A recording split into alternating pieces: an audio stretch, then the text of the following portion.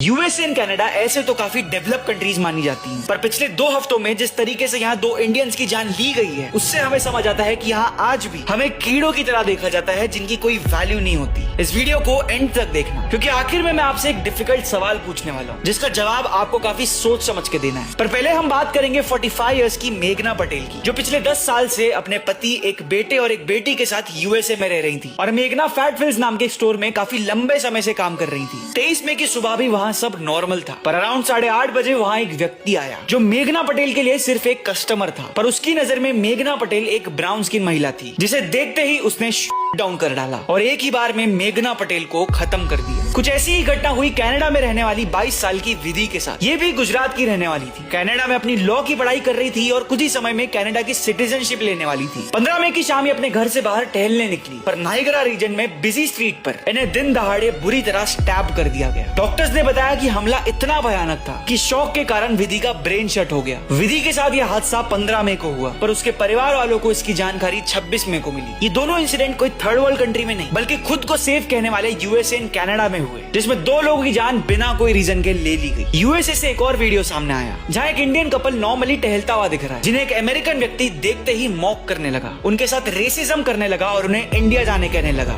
India is so incredible. Why don't you just stay in India? Why do you have to come to America? To explore world. No, we don't want you here. You gotta go home. Okay. Get the out of my country. ऐसे में उन American politicians पर भी सवाल उठता है जो Indians के खिलाफ होने वाले रेसिज्म को कॉल आउट तो करते हैं पर कोई एक्शन नहीं लेते। अब आपसे मेरा एक सवाल है कि इंडियंस के खिलाफ बाहर इतना रेसिज्म इसीलिए बढ़ रहा है क्योंकि हमारा सिविक सेंस खराब है या फिर रीजन कुछ और है? अपने ओपिनियन डिटेल में हमें कमेंट्स में बताओ। एंड याद रखो, देश और दुनिया में जो भी होगा वो आपको सबसे पहले पता चलेगा only on India last 24 hours via breaking news post. शाम 6 से 7 के बीच एक डेडिकेटेड वीडियो आएगी जिसमें लास्ट 24 घंटों की सारी न्यूज कवर्ड होगी। एंड दिन में ऐसे आपको मल्टीपल वीडियोस देखने मिलेंगे जहां हम किसी एक टॉपिक की बात करेंगे। इसीलिए मैं बार बार हर बार कह रहा हूँ, ज्यादा सोचो मत, फॉलो कर दो इंडियन लास्ट 24 आवर्स को अभी के अभी।